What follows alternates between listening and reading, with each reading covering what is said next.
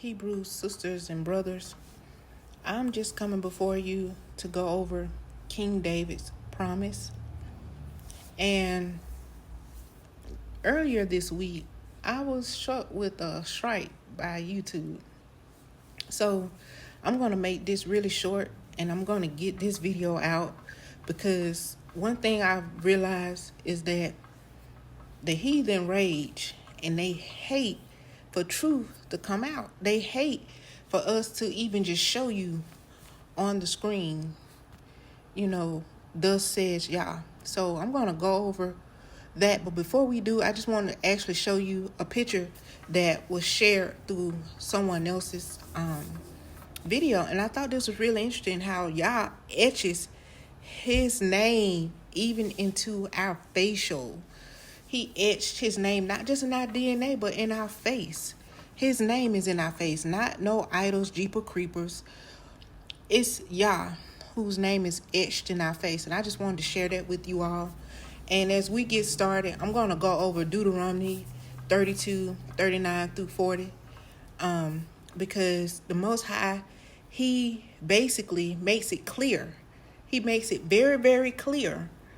And I'm just, I get it, if no one wants to accept this message.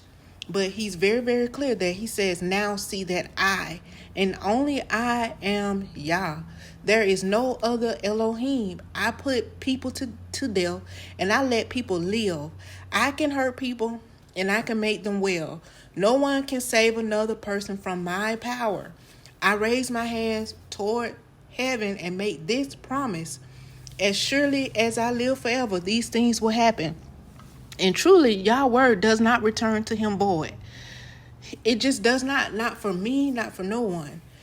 And I'm a true testament. When, Yah hit me with Isaiah 3, and I began to see my life was lining up with Isaiah 3, I began to walk the way the Most High told me to walk. I stopped looking at, I could cut corners here or I could cut corners there. I started looking at the law a little bit different, and I started lining my life up, and I'm still lining my life up because I'm not perfect. But before we get started, I just want to reiterate, as we're going over King David's promise, I want to go over King David's lineage, where you can go to Ruth 4, 18 through 22. Again, you go to Ruth 4th chapter, 18 through 22, to kind of get King David's family history, lineage. And then we're going to jump over to 2 Samuel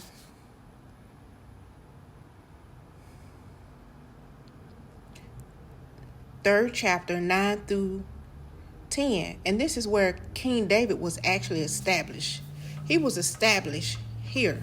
It says, Yah promised with an oath he would take the kingdom away from Saul's family and give it to David. And if we remember from previous video, King David comes from the line of Judah, just like Genesis 49 went over. But let me continue so I don't skip anything written here. And I swear I will make sure that happens. Yah will make David king of Judah and Israel. He will rule from Dan to Beersheba. See, that is the promise. That is the promise. So just like the Most High made a promise in Deuteronomy 32, 39, 40, saying he lives forever, the Most High is going to fulfill his promise. Nobody who's writing something differently is going to make it change. Nobody who can create fire and contraptions can make it change. And no amount of speaking it or praying to the Jeepers Creepers name gonna make it change. It's gonna be David will be king of Judah and Israel. Okay? And so we're gonna skip down to 2 Samuel 5 through 4. And I just wanted to go over where the Israelites made David king. And it says here, David was 30 years old when he began to rule. So this established when he was living. This established when he was living. And it says here, he was king for 40 years. Now I'm going to change over to the ESV because I want to click on where it says here, 2 Samuel 5:4, David was 30 years old when he began to reign.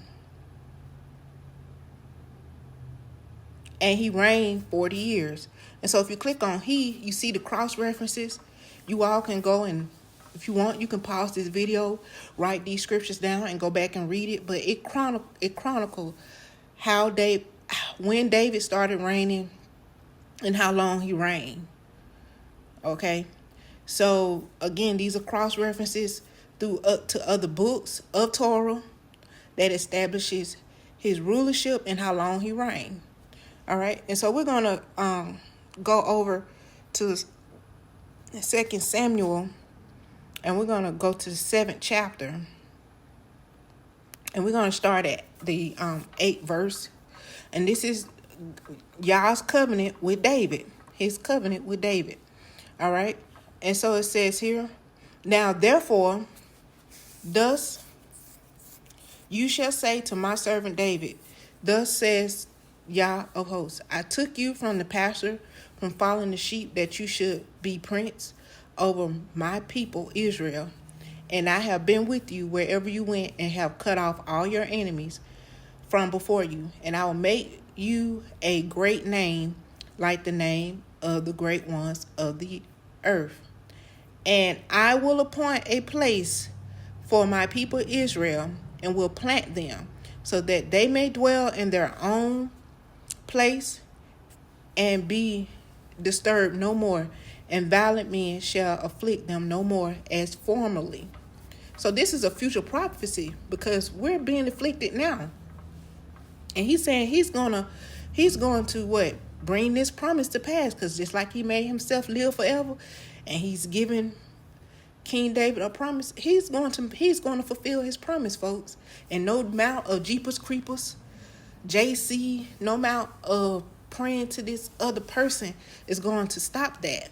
No matter how you feel about it. This is what's written. And I'm gonna go by what's written. True enough. And so we're gonna go down to 25, the 25th verse. And you can read, because this is David's prayer of gratitude. That's what I'm getting ready to read. David's prayer of gratitude. Okay? And this sets up what he did before he started praying. And it says,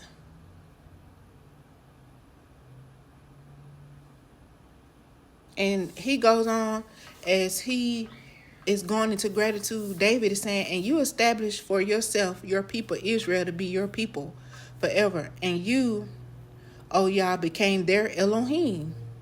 So he chose us. I'm humbled to say that he chose us, because we are stiff-necked people, stubborn.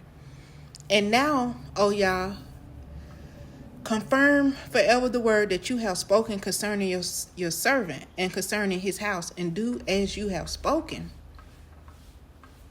And your name will be magnified forever, saying, Yah of hosts is Elohim over Israel, and the house of your servant David will be established before you.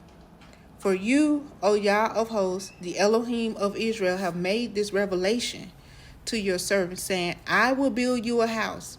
Therefore your servant has found courage to pray this prayer to you. And now, O Yah, you are Elohim, and your words are true, and you have promised this good thing to your servant. Now therefore may it please you to bless the house of your servant, so it may continue forever. See that? Forever. Before you. For you, O Yah, have spoken, with your blessing shall the house of your servant be blessed forever. So there's no discontinuation or whatsoever. But like as we've discussed before, we're in exile. And I hope you all can hear me clearly. I'm definitely working on making the volume more consistent to where you all can hear me loud and clear during the playback. And then, so I'm going to go over to Psalms 89, 19 through 34. All right. And it says here,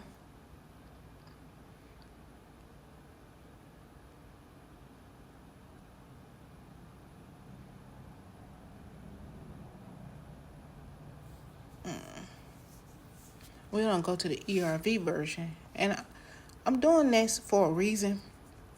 And the reason is because we want to make sure we establish that it is David. It's not Jeepers Creepers.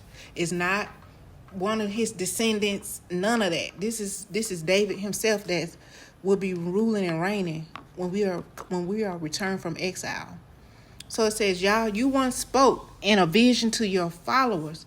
I have made you a young soldier strong. From among my people, I chose him. He didn't say them. He said him for an important position. I have found my servant, David, and anointed him as king with my special oil. So I will support him with my right hand, and my arm will make him strong. So no enemy will ever control him. The wicked will never defeat him. I will destroy his enemies before his eyes.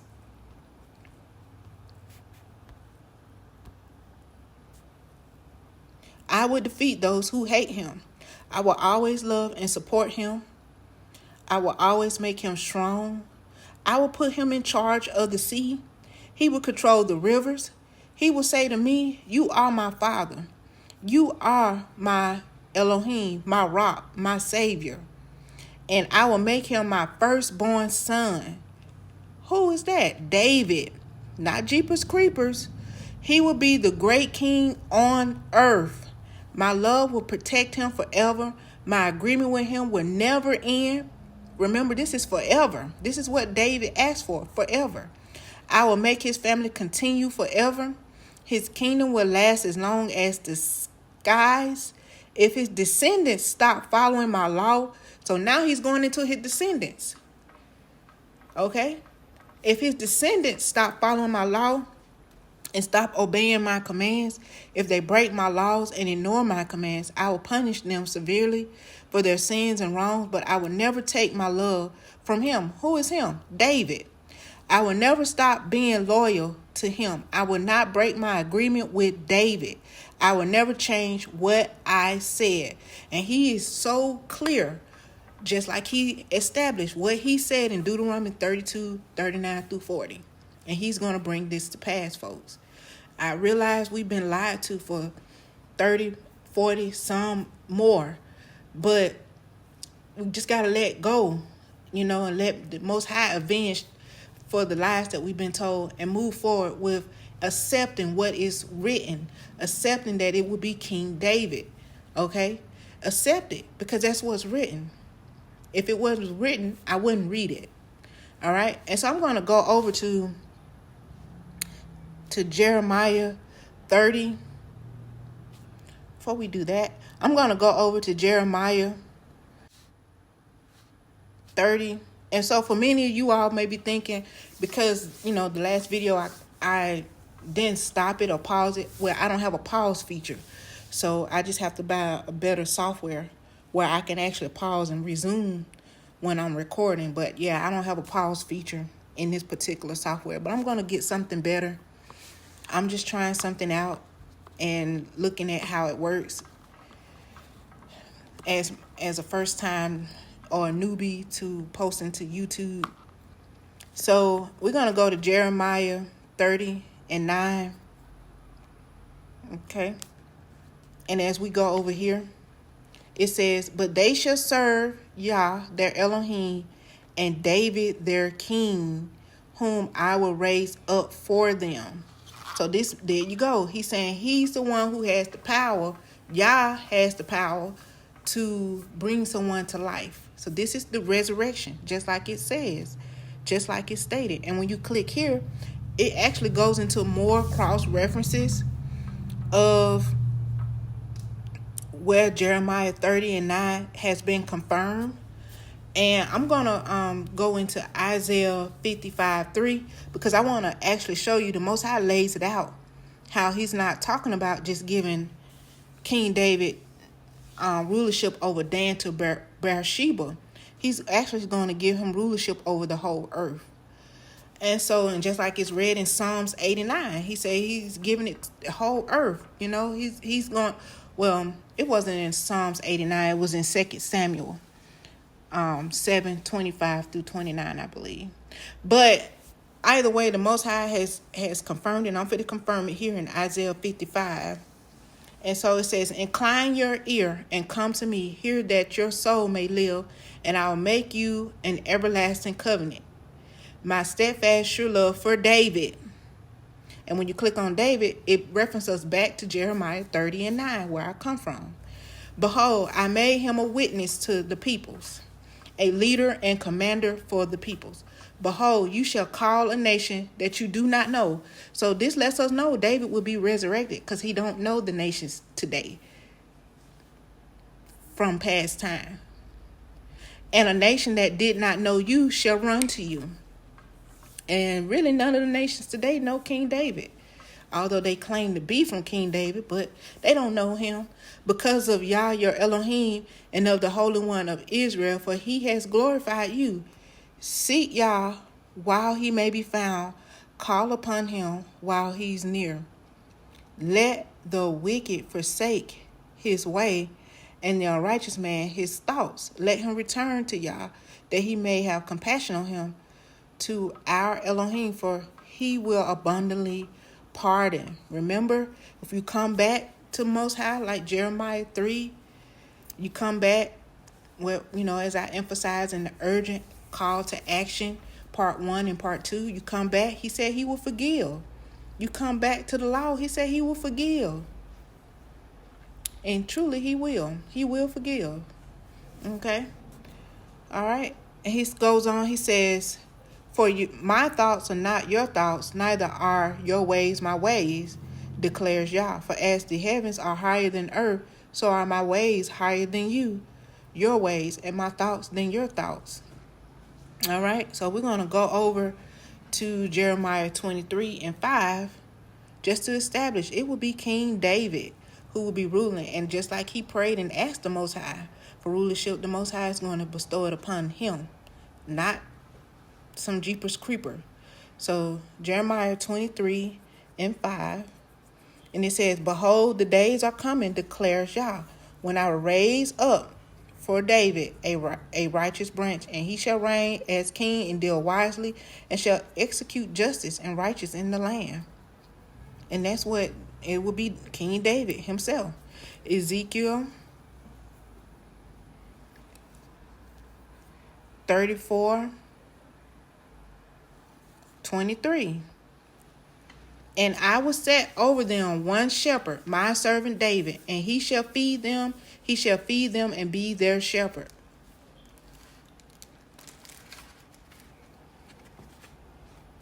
And I, Yah, will be their God, and my servant David shall be prince among them. I am Yah, I have spoken.